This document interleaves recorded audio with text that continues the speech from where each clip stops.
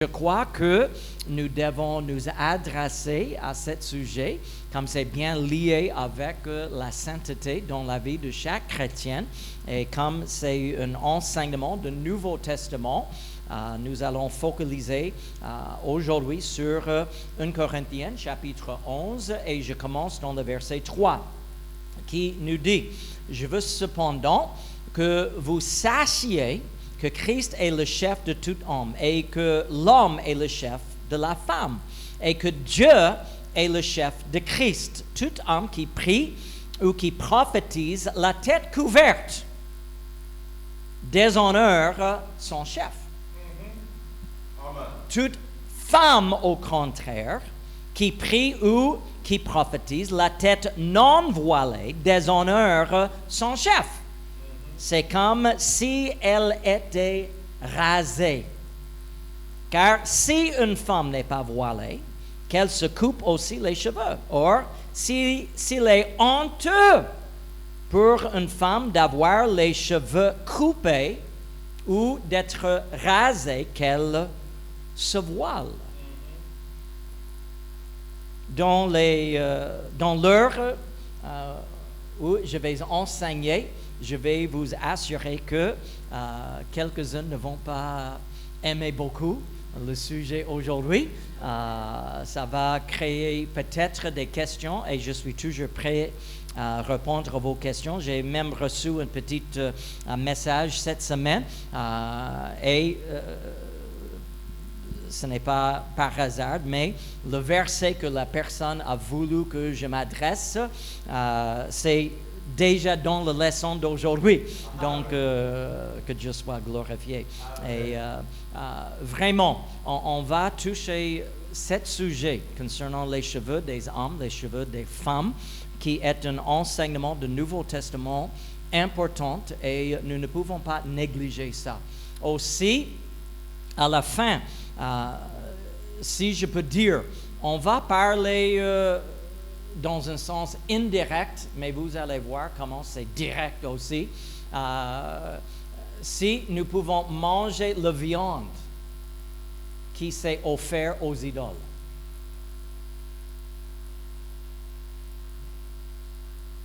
Est-ce que vous comprenez?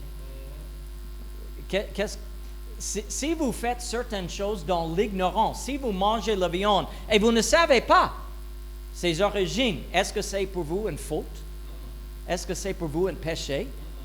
Mais une fois que vous connaissez que la viande est offerte à une idole, maintenant, est-ce que vous pouvez le manger en paix? D'accord. Patientez-vous, vous allez comprendre tout. Amen. Alléluia. Bon, en lisant 1 Corinthiens chapitre 11, nous notons que d'abord, l'apôtre a invoqué la nature. Il a invoqué l'ordre de la création. Il a invoqué d'abord que dans le royaume de Dieu, dans la famille de Dieu, il y a un système par lequel la famille, la création est organisée. Il y a une tête pour l'homme et il y a une tête pour la femme. Et la tête de l'homme, c'est... J'attends la réponse. La tête de l'homme est Dieu. Et la tête de la femme est...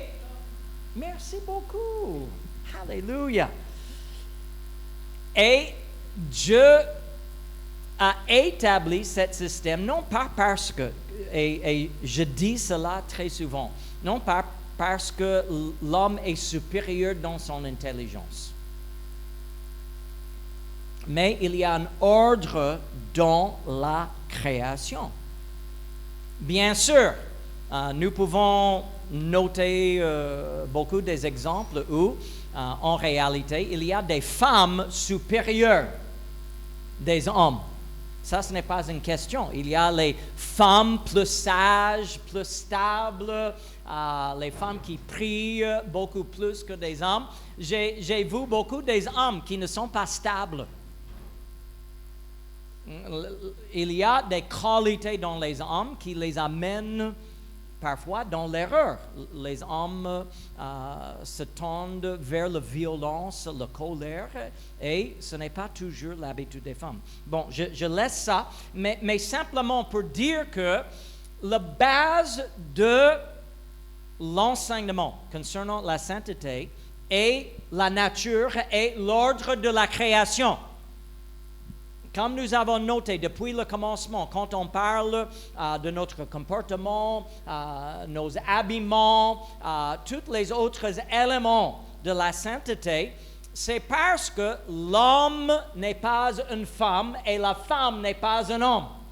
Il y a les distinctions et nous devons garder les distinctions. Et ici, Paul se réfère toujours à la nature et nous allons noter encore des versets dans le même chapitre plus tard. Mais il invoque les différences pour dire qu'un homme ne peut pas prier comme une femme. Un homme avec sa tête couverte déshonore son Dieu. Cela veut dire, si dans la maison de Dieu ou dans la vie quotidienne même, si un homme invoque le nom de Jésus et sa tête est couverte, il déshonore Dieu. Fini. Il n'y a pas de négociation. Oh, si. Non. Il déshonore son Dieu. À la fois, il enseigne que si une femme prie ou prophétise la tête non voilée, elle déshonore aussi son chef qui est l'homme. J'aimerais ajouter une petite parenthèse ici qui n'a rien à faire avec la leçon. Mais dans le même livre, Paul exige les sœurs de ne pas communiquer, de ne pas poser les questions, de ne pas parler dans l'Église. Et il y a certaines qui disent que, voilà, c'est interdit pour les femmes à prêcher, à témoigner, à enseigner dans l'Église. Mais ce que nous venons de lire nous montre que les femmes avaient un rôle à jouer dans les cultes de l'Église. Une femme peut prier dans l'Église, une femme peut prophétiser dans le culte. Mais elle doit respecter l'ordre, elle doit respecter les autorités. Comme nous avons noté déjà, les distinctions entre les hommes et les femmes sont essentielles à reconnaître. Si nous voulons comprendre la sainteté, si nous voulons lire et recevoir l'enseignement, en tant que peuple de Dieu, nous devons être le premier à reconnaître et vivre l'ordre de la création. Et même si nous comprenons un peu les règles, si je peux dire, que nous constatons dans les Écritures, nous notons que tout enseignement au sujet de la sainteté s'appuie sur les distinctions entre les hommes et les femmes. Amen.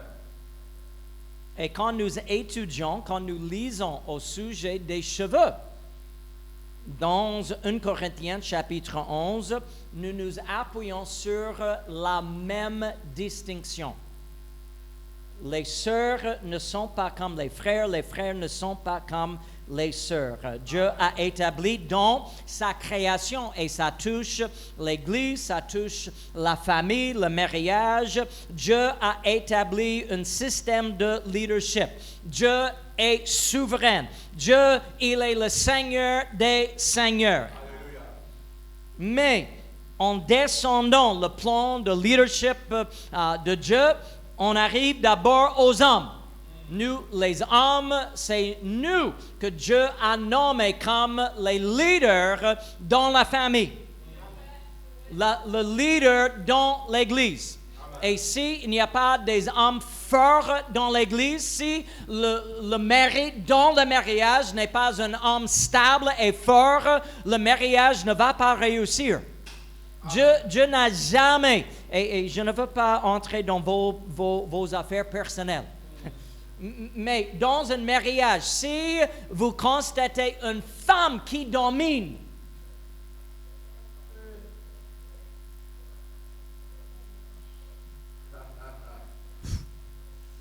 il y aura beaucoup de problèmes. L'homme va chercher, la Bible dit que un homme qui est avec une telle femme, il aime s'asseoir sur le toit de sa maison. Cela veut dire qu'il veut échapper. Et les enfants seront aussi touchés par ce système de Dieu bouleversé. Je reconnais. Nous avons au moins une sœur qui manque un mari dans le foyer. Je ne parle pas de cette situation. Je vous assure, ma sœur, vous devez jouer un rôle de leadership. Et comme il n'y a pas un mari dans le foyer, je ne suis pas en train de parler de vous. Mais dans un mariage où les deux parents, où l'homme et la femme demeurent ensemble, l'homme est le leader. Et je vais le laisser ainsi. Mais selon ce que nous venons de lire, nous manifestons notre soumission au plan de Dieu. Nous manifestons notre soumission à notre tête. Cela veut dire notre leader, notre Seigneur, celui qui a le rôle dans notre vie par ce que nous faisons avec nos cheveux. En d'autres mots, notre tête spirituelle est représentée par notre tête physique. Amen. Amen. Et si nous négligeons ce principe, on peut tomber dans beaucoup de problèmes, comme nous le voyons dans la vie de plusieurs chrétiens aujourd'hui. Si nous ne respectons pas le plan de Dieu de leadership spirituellement, ça va aussi toucher le physique. Et si nous ne respectons pas le plan de Dieu physiquement, nous allons aussi négliger le plan de Dieu spirituellement. Tous les deux sont très importants. Jésus est la tête de l'homme. Et si un homme prie avec sa tête couverte, il déshonore Christ. Pourquoi est-ce qu'il y a une distinction? Je vais mentionner, ce n'est pas le sujet, mais pourquoi est-ce que l'homme prie avec sa tête découverte et la femme prie avec sa tête couverte? Parce que Christ est révélé. Christ, comme la tête de l'homme, il est révélé.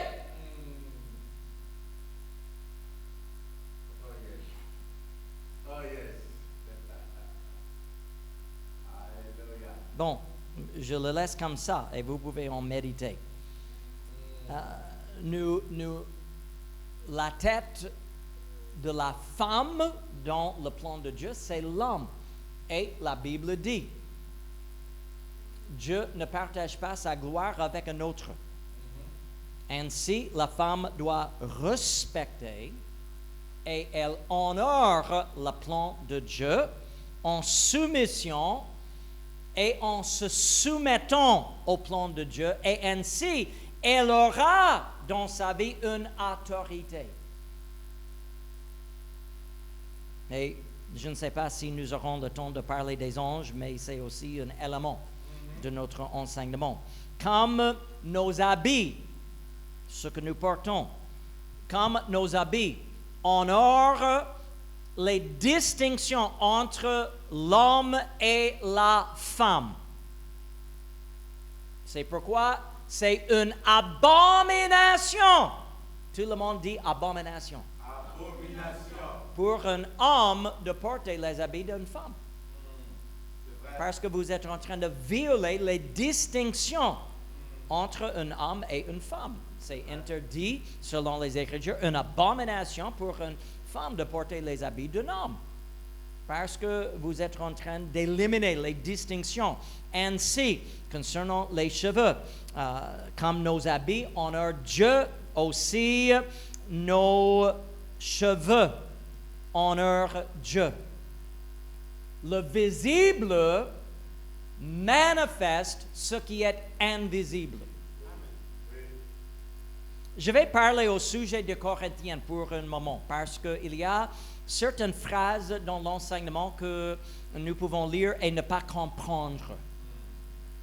D'abord, historiquement, Paul, premièrement, il a passé environ 18 mois dans cette ville. Normalement, Paul visite une ville et après des semaines, il continue le voyage. Mais Paul a investi au moins 18 mois dans cette ville pour prêcher, pour enseigner, pour établir une église. Il a aussi visité cette ville plusieurs fois après avoir implanté l'église à Corinthe. On estime qu'il a visité la ville au moins 3 fois.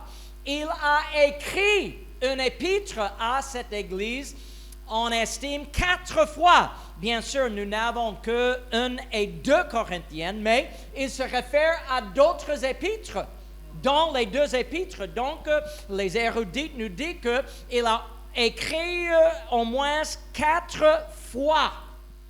Et malgré tous les efforts de l'apôtre Paul, l'église à Corinthe était une église charnelle, avec des péchés inconnus même dans le monde. Un homme, il se couche avec la femme de son père. Et Paul a dit, même les païens ne font pas ça. Mais vous permettez ça dans l'Église? Donc, c'est une Église qui a besoin des corrections. Aussi à noter, et on va parler de cela parce que c'est très important. Dans la ville de Corinthe, comme dans d'autres villes importantes dans cette époque, il y avait au moins un ou plusieurs temples païens. Et ce qui est intéressant dans le temple à Corinthe, il y avait il n'y a pas d'autre moyen pour communiquer. Il y avait les prostituées dans le temple.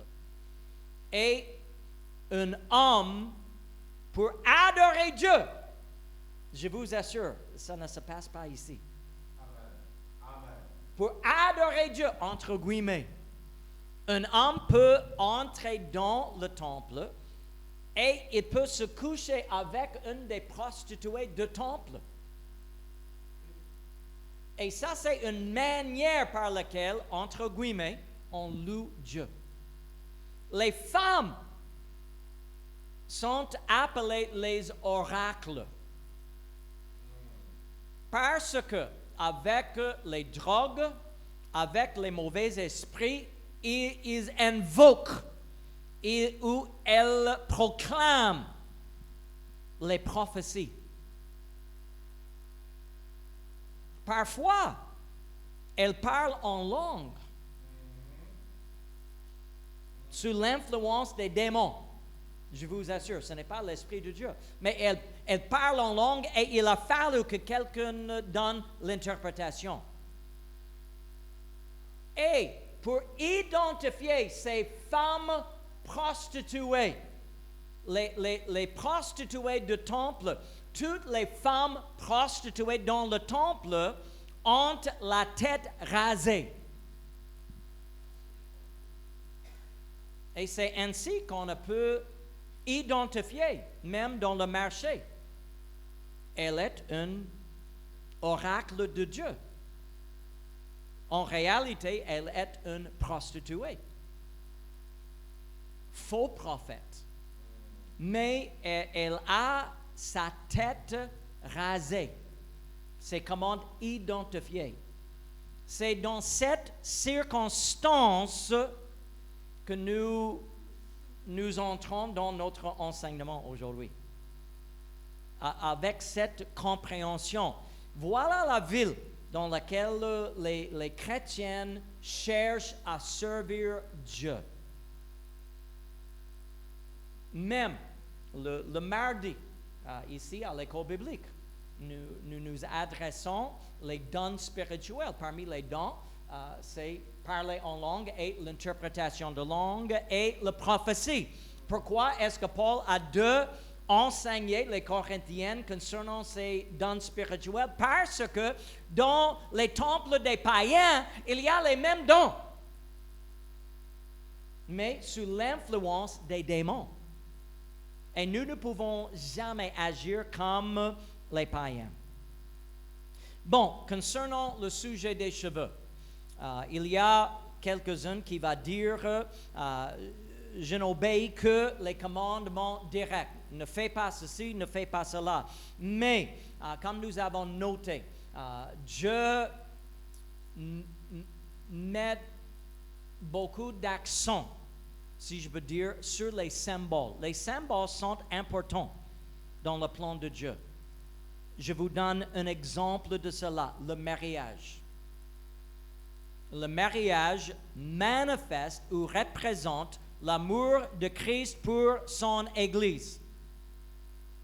L'homme dans le mariage doit manifester l'amour de Dieu pour sa femme. Cela veut dire qu'il doit sacrifier pour sa femme. Il doit aimer malgré les fautes sa femme.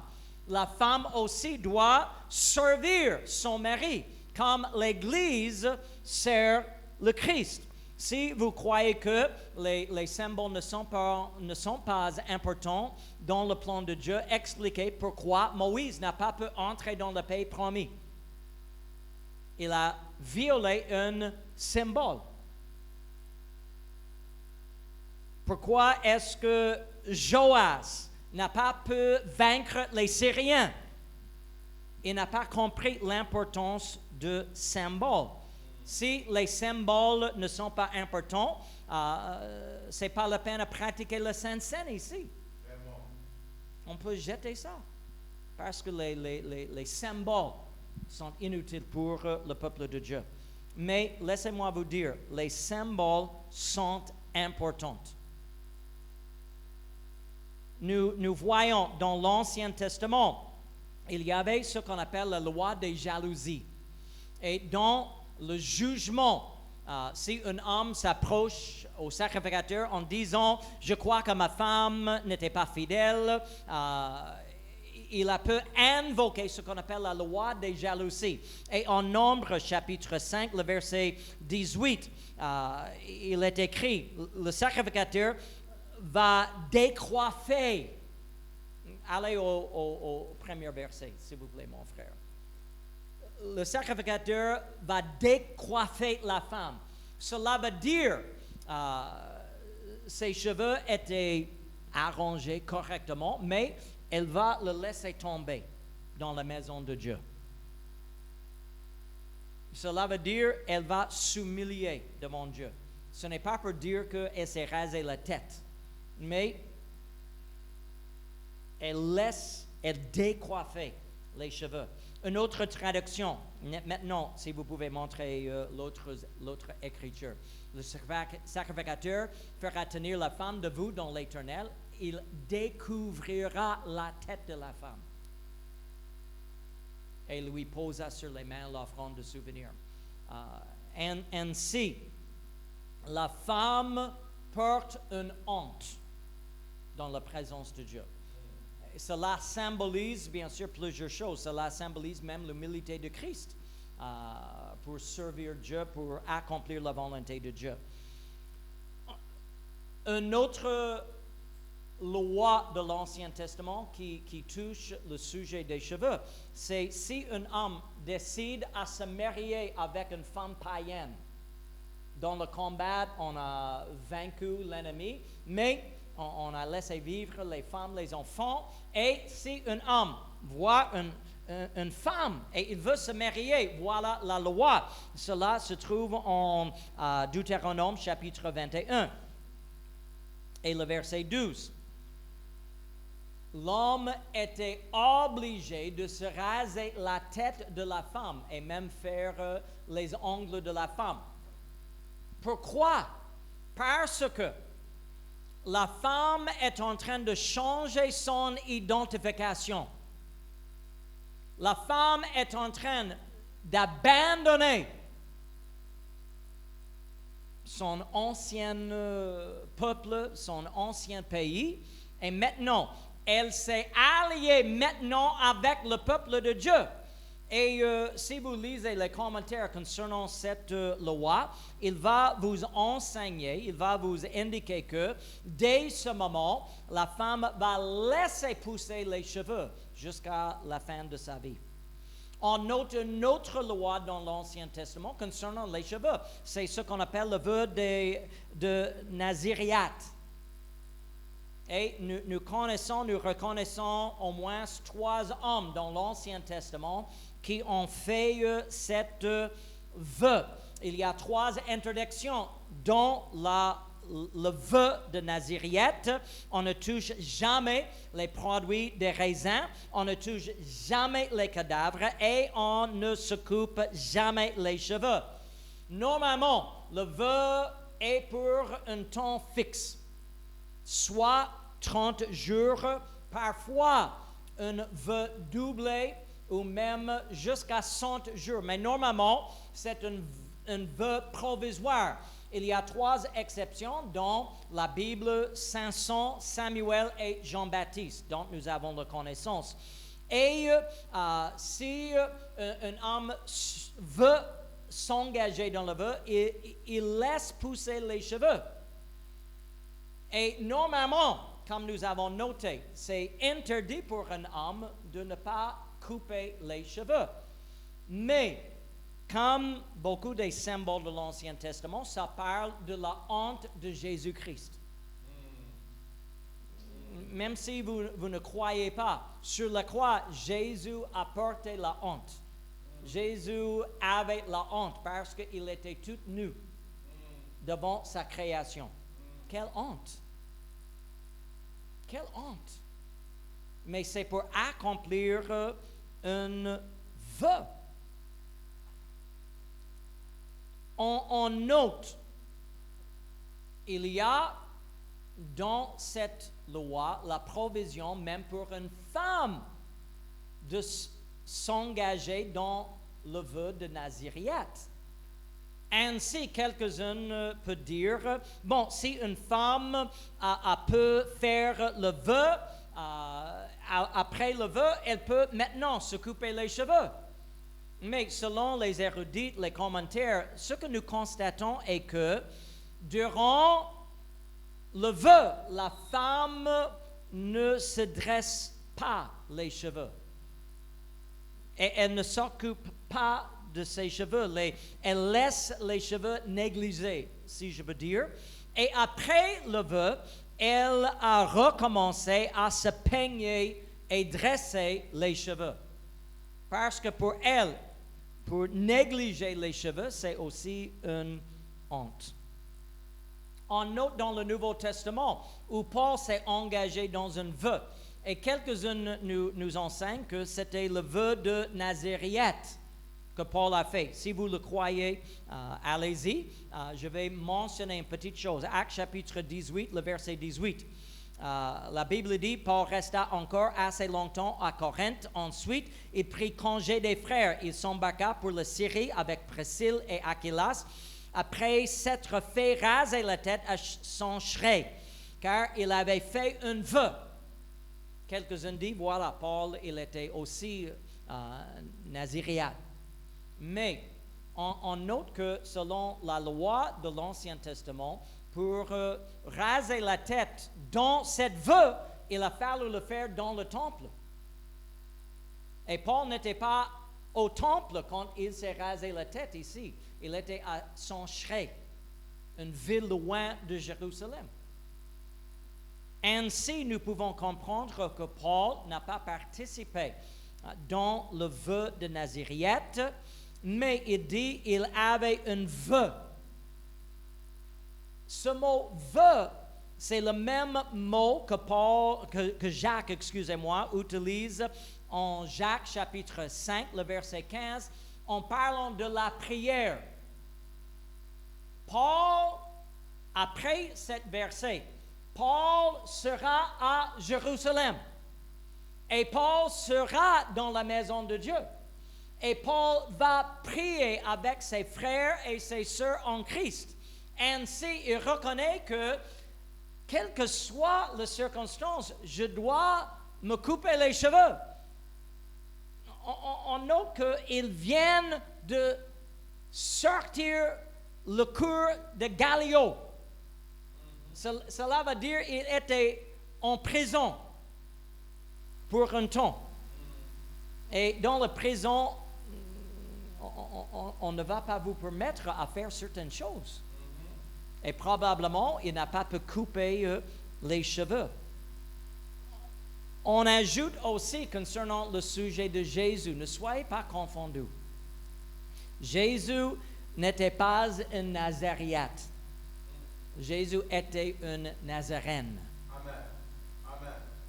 Il y a des gens qui disent que Jésus était Nazaréite. Non, il n'était point Nazaréite.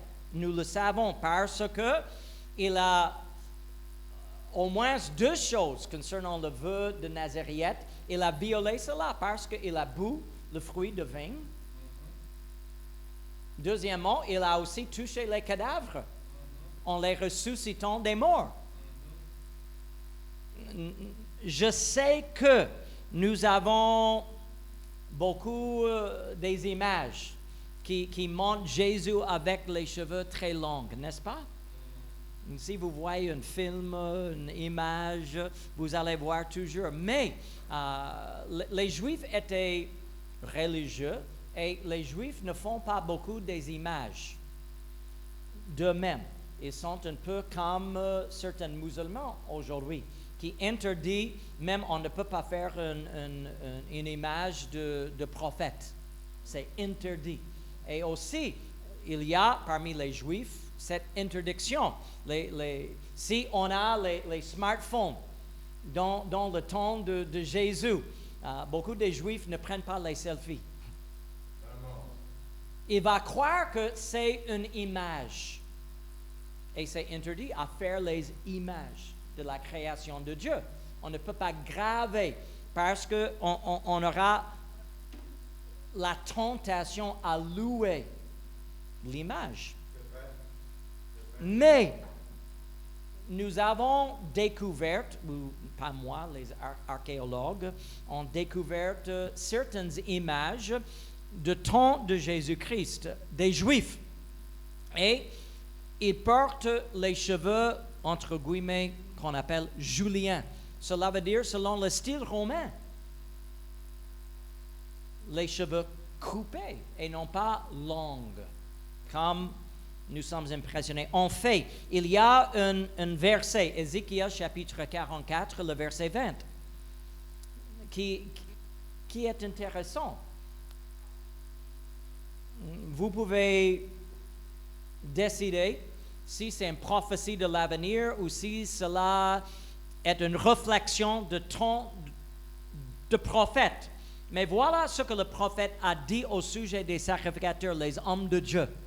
Il dit, ils ne se raseront pas la tête et ne laisseront pas non plus croître leurs cheveux, mais ils devront couper leur chevelure. Cela veut dire ni trop longue, ni complètement rasée, mais il doit garder un peu. Il doit couper et dresser cela. Une autre interprétation, je ne sais pas si c'est là ou non. Oui, parfait. Les prêtres ne se raseront pas complètement la tête. Et cela comprend aussi la barbe. Mais ils coupaient leurs cheveux avant qu'ils deviennent trop longs. Ça, c'est le prophète Ézéchiel qui a communiqué cela.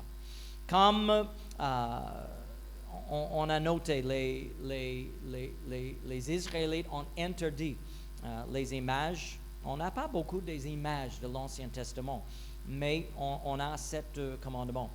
On note, concernant encore les cheveux, Ésaïe chapitre 3, c'est le verset que quelqu'un m'a demandé de s'adresser. Je ne sais pas si j'ai le temps de tous s'adresser, mais Ésaïe chapitre 3, c'est le jugement de Dieu contre Israël. Et Dieu utilise les symboles pour parler d'Israël et même son jugement d'Israël. Il a parlé d'Israël comme une femme bien habillée avec tous les ornements et même dans une autre traduction, si je peux le trouver, il dit, encore, je n'ai pas le temps de tous lire, mais il dit, Israël est comme une belle dame et elle est très fière. Et en ce jour-là, le jour du jugement de Dieu, à cause de cet orgueil dont la femme qui représente le peuple de Dieu, Israël, il dit, il va enlever ce qui leur rend belle. Et il mentionne beaucoup de choses. Anneaux de cheville, colliers, bijoux en forme de croissant, boucles d'oreilles, bracelets, voiles, foulards, chaînes fines, ceinture tressée, gris-gris, porte-bonheur, bagues et agneaux pour le nez, vêtements de fête et larges tuniques, cape, sac à main, miroir, chemise de lin, écharpe et châle. Bon, ça c'est dans une autre traduction. Mais vous pouvez comprendre au moins, Dieu va dire, tout ce que vous croyez vous rend belle, je vais enlever ça. Parce que vous êtes devenus orgueilleux. Et maintenant pour vous humilier. Souvenez-vous, un point clé que nous avons enseigné la semaine passée. Une description dans l'Ancien Testament n'est pas une prescription dans le Nouveau Testament. Même si nous lisons cet verset, ce n'est pas pour dire que voilà comment vous les femmes doivent s'habiller. Non. C'est en fait le jugement de Dieu. Et le verset 24 dans la traduction Louis II nous dit, au lieu de cheveux bouclés, quel est le jugement? Une tête chauve.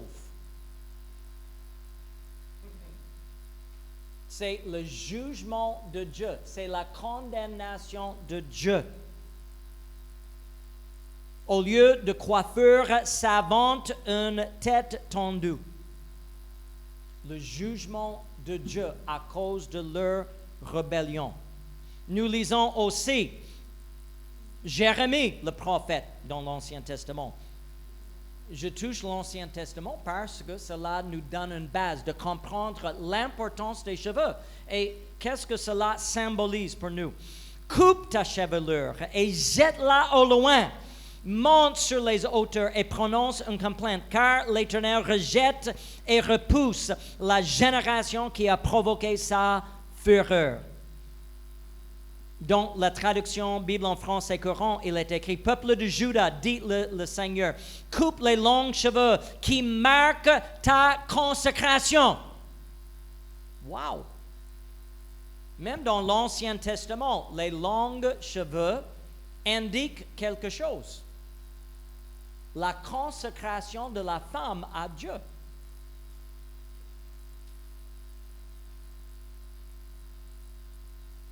Et jette-les. Nous notons quand Dieu a voulu communiquer le rétablissement d'Israël. Il a dit ceci en Ézéchiel chapitre 16. Voilà comment Dieu a parlé de rétablissement d'Israël. Maintenant, il a condamné Israël en disant il faut couper les cheveux. Maintenant, il parle de rétablissement d'Israël. Et comment est-ce que cela est symbolisé? Je t'ai multiplié par 10 milliers, comme les herbes des champs. Je te prie de l'accroissement, tu grandis, tu devins d'une beauté parfaite.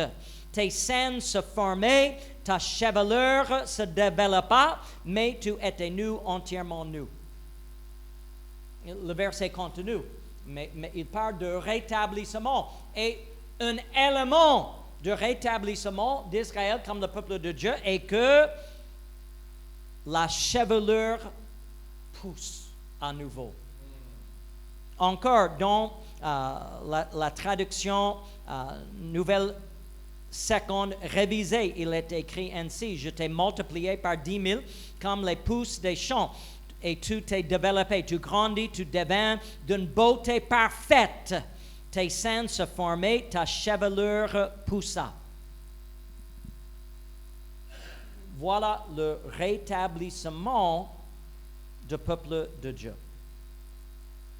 Dans toute la Bible, vous pouvez lire toute la Bible, vous n'allez jamais trouver un verset qui parle d'une femme avec une tête rasée ou les cheveux coupés d'une façon positive.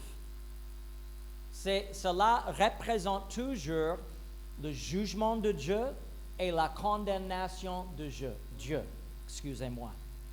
Ainsi, nous pouvons comprendre au moins dans l'Ancien Testament le point de vue de Dieu concernant les cheveux.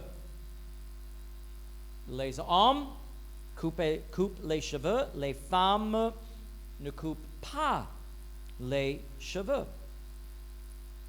Nous avons aussi un élément important, et ça c'est le symbolisme sur notre tête. Votre tête représente quelque chose d'important dans les yeux de Dieu. Amen. Cela représente votre soumission au plan de Dieu. Si je suis soumise à Dieu, je ne vais pas prier ni prophétiser avec ma tête couverte. Parce que je veux honorer Dieu, le Seigneur Jésus-Christ. Et si une femme veut honorer le plan de Dieu pour sa vie, elle ne va pas prier ou prophétiser avec une tête découverte. Maintenant, qu'est-ce que cela s'implique pour nous, les chrétiens, aujourd'hui? 1 Corinthiens chapitre 11, le verset 5. Maintenant, on va plonger dans notre leçon. J'ai fait une base, maintenant le complet. 1 Corinthiens chapitre 11, le verset 5, c'est la version seconde révisée. Toute femme, au contraire, qui prie ou qui prophétise la tête non voilée, déshonore son chef. C'est comme si elle était rasée. Le verset 6, car si une femme n'est pas voilée, qu'elle se coupe aussi les cheveux. Or, s'il est honteux pour une femme d'avoir les cheveux coupés ou d'être rasée, qu'elle se voile. Aussi, dans le verset 15, il est écrit, mais que c'est une gloire pour la femme d'emporter. Un effet, la chevelure lui a été donnée en guise de voile. Souvenez-vous, à Corinthe, on a introduit cette ville ainsi. À Corinthe, il y a les femmes avec la tête rasée. Et on peut identifier les femmes comme ça. Avec la tête rasée, tout le monde connaît, elle est prostituée. Elle sert une idole. Et ainsi, si dans l'Église, on a une telle femme, on peut confondre les deux. Et en fait, j'ai fait beaucoup des études. Dans beaucoup des commentaires, on a appelé les prostituées les femmes de tête rasée. Donc, quand on lit que elle est comme, c'est comme le verset 5. Si vous pouvez me trouver le verset 5 encore, mon frère. Voilà. C'est comme si elle était rasée. Dans d'autres traductions, et même dans les commentaires, il dit que c'est comme elle est une femme rasée. Maintenant, elle manifeste l'apparence d'une des prostituées. Et est-ce que ça, c'est bon? Est-ce que c'est bon pour une femme qui professe Jésus de vivre comme une des prostituées? Jamais. Jamais. Pourquoi est-ce que ces femmes se rasent la tête dans le temple des idoles? Bien sûr, c'est démoniaque et il y a d'autres raisons. Mais c'est aussi pour confronter ou affronter le plan de Jéhovah.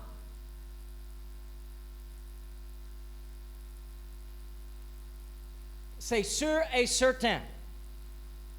Le diable vous invite à faire l'opposé de ce que Dieu veut pour votre vie. C'est pourquoi on est tenté. Pourquoi est-ce qu'on l'appelle tentation? Parce que Satan veut que nous fassions ce qui est contraire à la volonté de Dieu.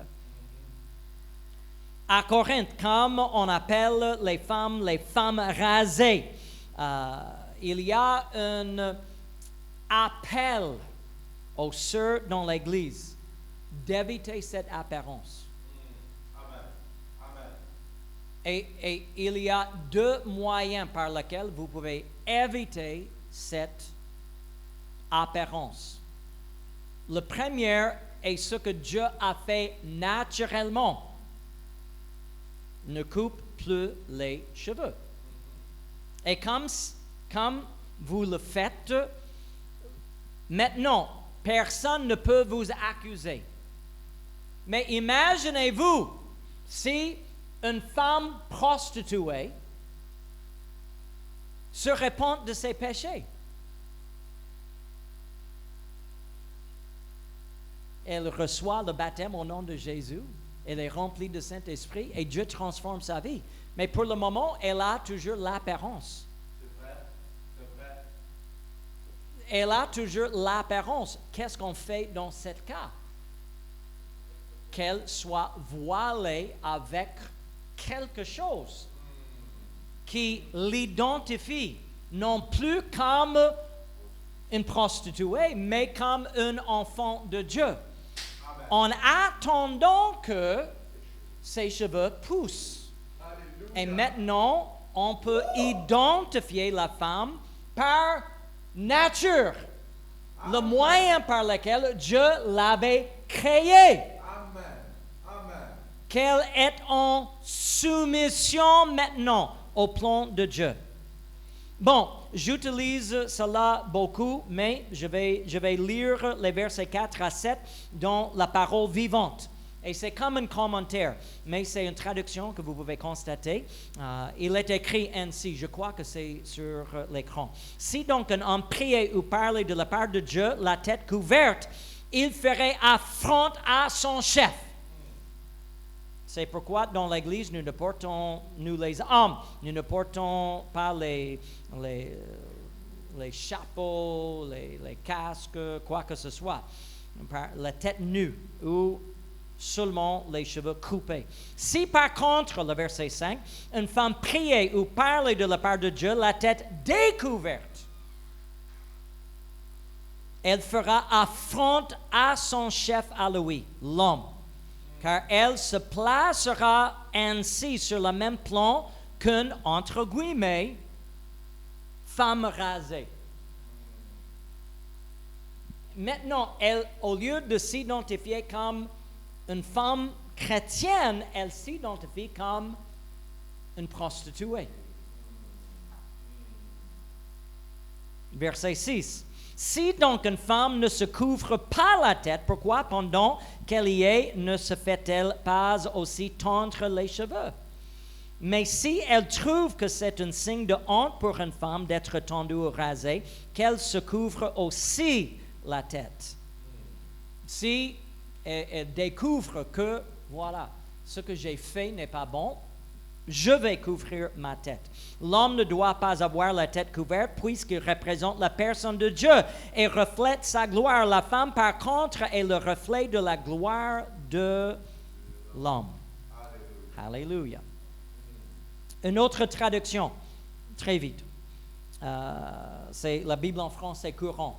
Si donc, pendant le culte, un homme a la tête couverte lorsqu'il prie ou donne des messages reçus de Dieu, il déshonore le Christ. Mais si une femme est tête nue, lorsqu'elle prie ou donne des messages reçus de Dieu, elle déshonore son mari. Elle est comme une femme aux cheveux tendus. Si une femme ne se couvre pas la tête, elle pourrait tout aussi bien se couper la chevelure. Mais puisqu'il est honteux pour une femme de se couper les cheveux ou les tondre, il faut alors qu'elle se couvre la tête. L'homme n'a pas besoin de se couvrir la tête parce qu'il reflète l'image et la gloire de Dieu, mais la femme reflète la gloire de l'homme.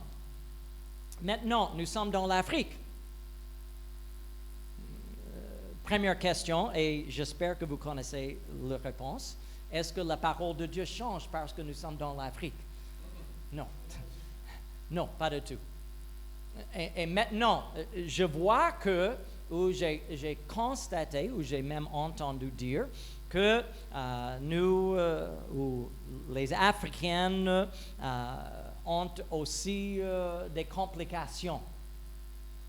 Parce que même parmi les femmes, les cheveux ne poussent pas comme les autres femmes du monde.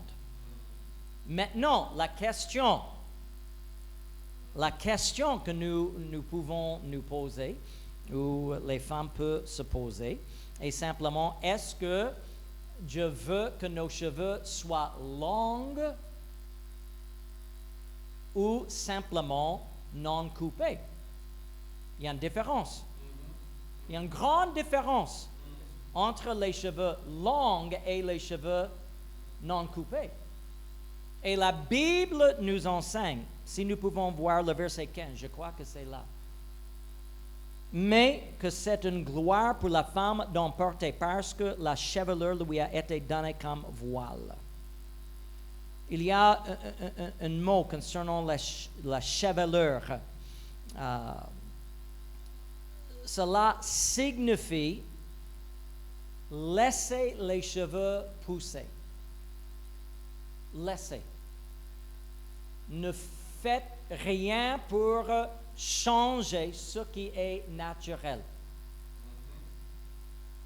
Avoir une longue chevelure. Cela veut dire, en grec, la langue avec laquelle Paul a écrit ça, il a écrit « Laissez pousser naturellement les cheveux et vous êtes qualifiés ». Laissez-moi dire quelque chose à mes sœurs, les femmes africaines qui sont là. N'ayez pas honte. Ne diminue pas votre beauté.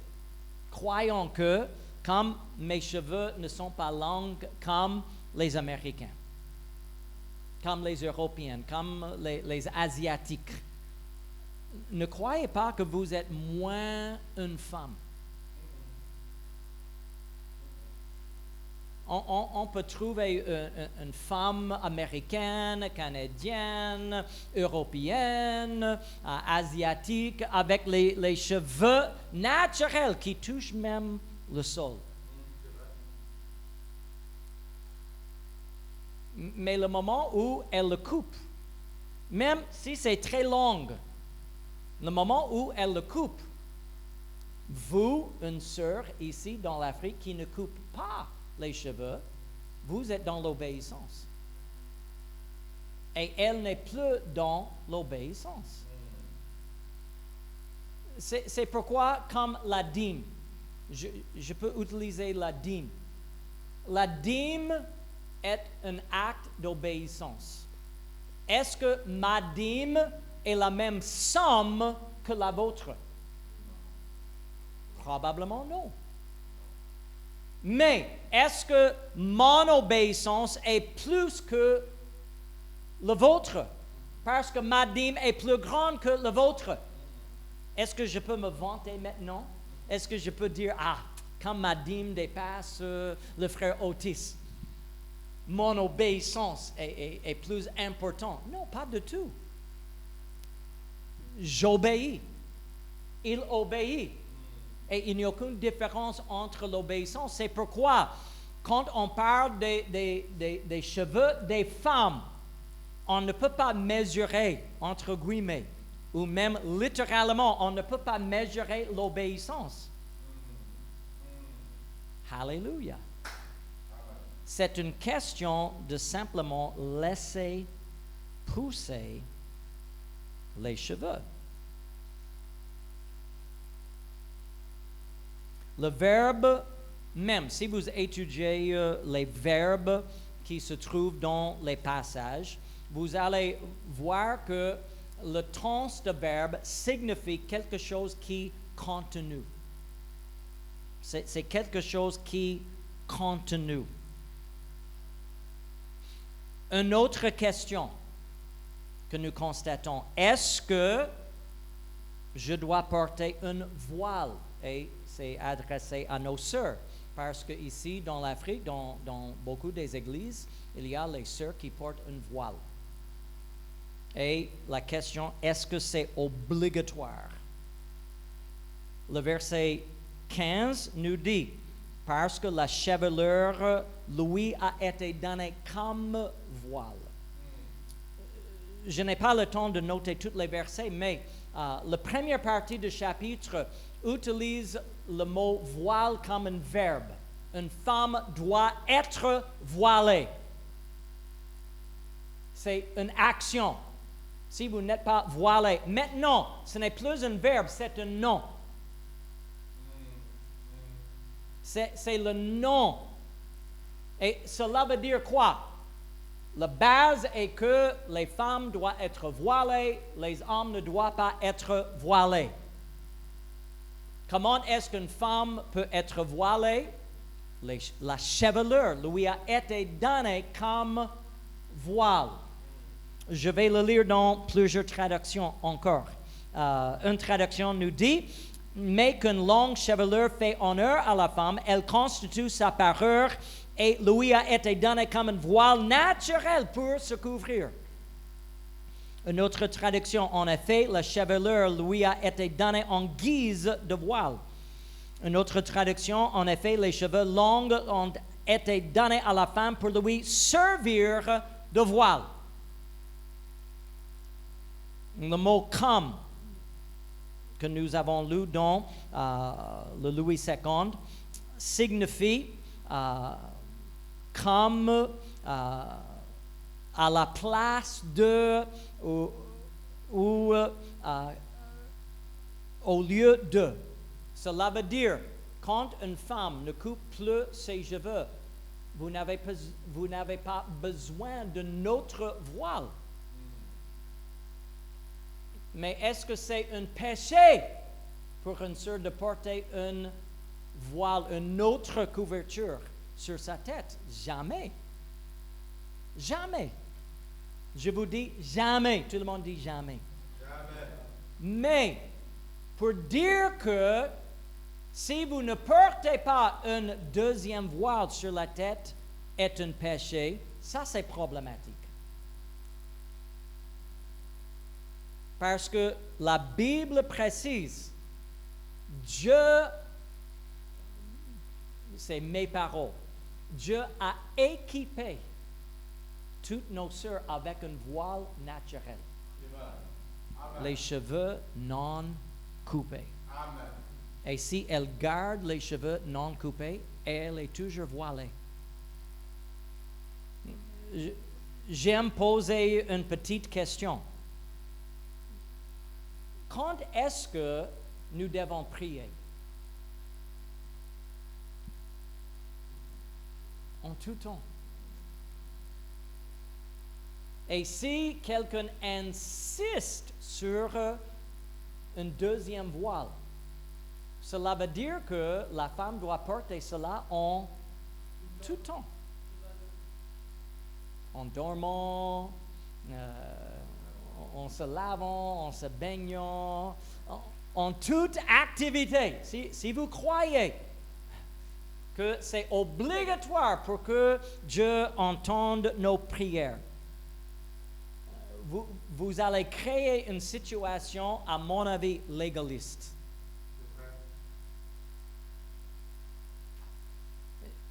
Nous avons eu, avec, c'est longtemps, ça fait longtemps, ma femme peut même vous parler de cela mieux que moi, mais dans notre équipe, dans un autre pays, notre équipe missionnaire, il y avait une femme, une jeune femme qui est venue d'une église qui insiste sur une deuxième voile. Et nous étions en train de manger à table et finalement on a décidé, nous allons prier maintenant. Et cette pauvre femme,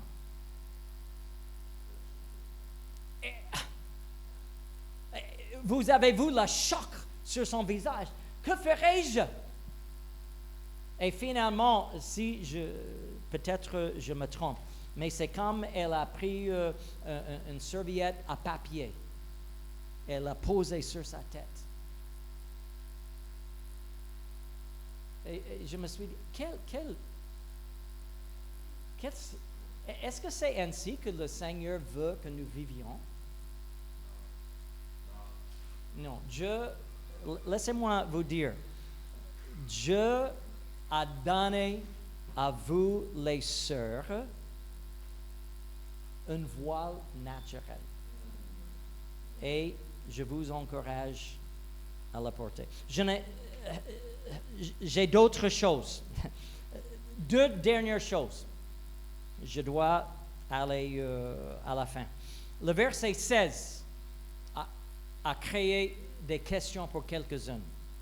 Parce qu'il est écrit, si quelqu'un se plaît à contester, nous n'avons pas cette habitude non plus que les églises de Dieu.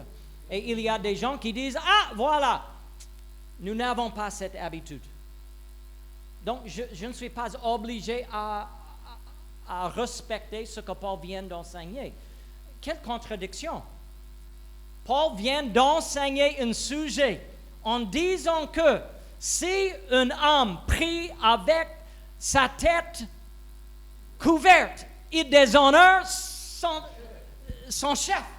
Si une femme prie avec sa tête découverte, elle déshonore son chef. Et après 15 versets, Paul va dire, ignorez tout ce que je viens de vous dire. Ce n'est pas important. Est-ce que ça, c'est même logique?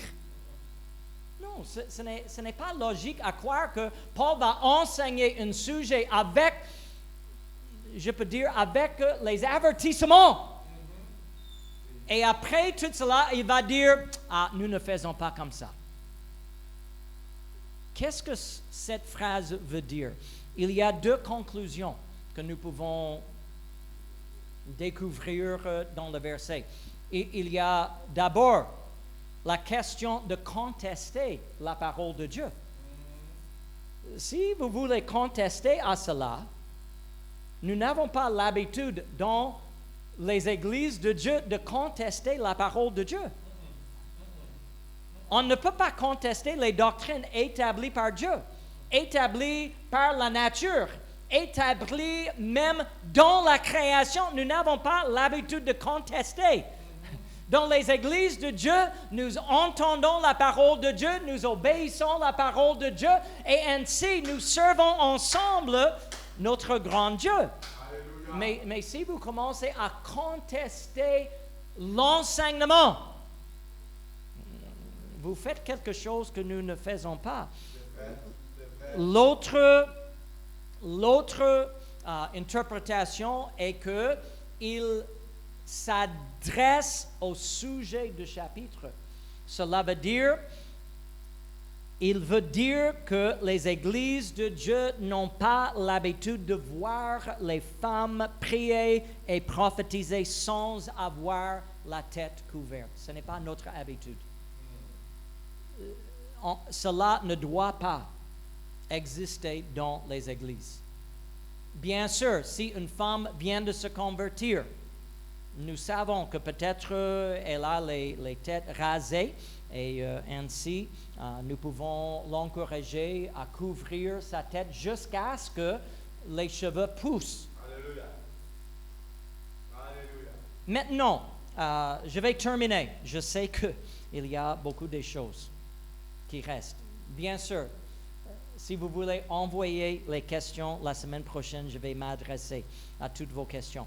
J'aimerais, attendez, je vais vous dire quand. J'aimerais toucher maintenant ce sujet, la viande offerte aux idoles. Alléluia. Alléluia. Amen. Et ce que je vais vous montrer sur l'écran peut-être va vous choquer. Si vous mangez la viande sans connaissance, bon appétit. Amen. Mais, une fois que vous connaissez d'où vient la viande, maintenant vous avez une décision. Bon, je vais donner le commentaire. Ça va durer 4 à 5 minutes. Et aussi, j'ajoute que je vais publier aujourd'hui même un lien et vous pouvez visiter notre chaîne YouTube et il y a une vidéo beaucoup plus longue en français que vous pouvez voir qui montre le même sujet. Allez-y, mon frère. C'est une famille qui veut aller louer leur Dieu en Inde. Ils vont visiter un temple en Inde. Avant d'entrer dans le temple, il doit se baigner dans les fleuves parce que c'est un fleuve sacré et il faut se purifier avant de louer leur Dieu, avant d'offrir les sacrifices à leur Dieu. Et ainsi, ils croient que les eaux sont saintes. Et en se purifiant de cette eau, maintenant, il peut entrer dans le temple pour offrir les sacrifices, des légumes, des fruits, d'autres objets, parce qu'ils ne mangent point la viande. Mais voilà les sacrifices qu'ils vont offrir dans leur temple. Les cheveux. Quel que soit votre âge, quelle que soit votre situation dans la vie, votre rang social, il n'y a aucun sacrifice que vous pouvez offrir à Dieu plus que vos cheveux. Et il l'offre pour que Dieu exauce leur prière. Si vous lisez le nom des dieux, c'est les dieux, entre guillemets, souverains parmi les millions de dieux. Un dieu destructeur, c'est les démons, je vous assure. Dans un temple en Inde, ils offrent les cheveux aux démons. Mais la question est, qu'est-ce qu'on fait avec les cheveux? Qu'est-ce qu'on fait maintenant avec les cheveux?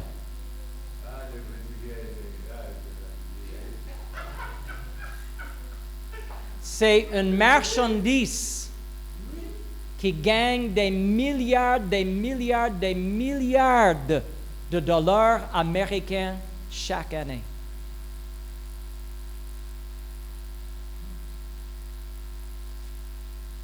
Offert aux démons comme un sacrifice. Les femmes prêtes à s'humilier pour un démon dans un temple d'un démon.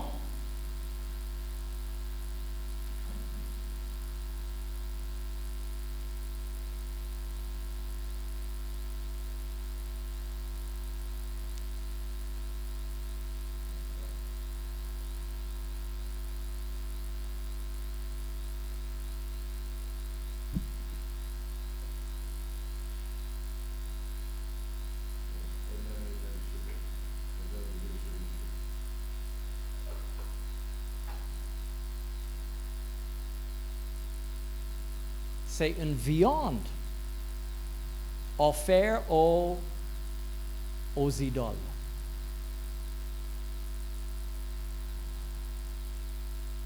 Et ça devient pour d'autres femmes un sujet de beauté. Parce qu'on ne le jette pas. C'est les femmes en Europe, c'est les femmes en Afrique, c'est les femmes en Amérique qui portent la viande offerte aux idoles.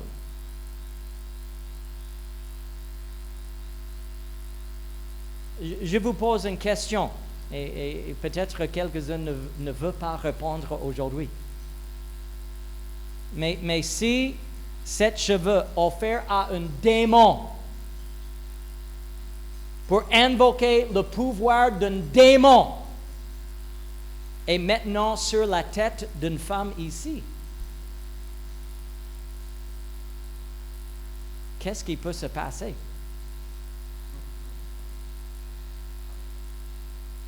C'est une viande offerte aux idoles. Je ne suis pas là pour condamner qui que ce soit. Alléluia. Mais mon peuple sont détruits. À cause de quoi? Manque de connaissance. Je sais que ici en Afrique, comme la plupart des gens dans le monde, on fait des choses parce que c'est ce qu'on fait. C'est notre habitude. Sachons point l'origine de certaines choses. Sachons pas que voilà l'origine. Ce n'est pas fabriqué simplement dans une usine quelque part. Cette pratique commence dans un temple d'un démon. Un sacrifice d'une femme qui veut s'humilier devant un démon pour que le démon agisse. Et maintenant, croyez-vous que je peux prendre cette offrande et je peux l'utiliser pour ma beauté? Cette femme en Inde, elle a sacrifié sa beauté. Alléluia. Et maintenant, vous croyez que le même sacrifice va faire de vous une femme belle? C'est une contradiction. Cet sacrifice destiné au démon, maintenant, est-ce que vous croyez que votre vie va le sanctifier? Je ne sais pas. Mais quant à moi, ma maison, nous n'allons pas manger les viandes offertes aux démons par la grâce de Dieu. Que Dieu vous bénisse aujourd'hui. On n'a que quelques petites minutes avant que le culte commence. Mais que le Seigneur nous fortifie, que le Seigneur nous rende sages. Comme j'ai dit, je vais publier aujourd'hui un lien dans le groupe et vous pouvez voir une vidéo en français qui va entrer dans les détails de cette pratique, encore des images un peu choquantes peut-être, mais qui va vous expliquer mieux que moi ce qui s'est passé. Ce qui s'est passé pour transformer cette offrande démoniaque à un sujet de beauté. À mon avis, c'est impossible. On ne peut pas porter la viande des idoles et croire que maintenant, sachant que c'est une viande offerte à un idole, maintenant, est-ce que Dieu est glorifié si je mange cela? Paul a dit, non, je ne vais plus manger. Si c'était dans l'ignorance, c'était dans l'ignorance. Amen. Il n'y a aucun problème. Aucun problème. Mais une fois que vous avez la connaissance, maintenant, attention. Votre intelligence renouvelée va vous aider à marcher dans la crainte de Dieu. Que Dieu vous bénisse. Est-ce que nous pouvons nous lever, nous soutenir debout? Et est-ce que nous pouvons remercier le Seigneur pour le privilège d'être dans sa maison?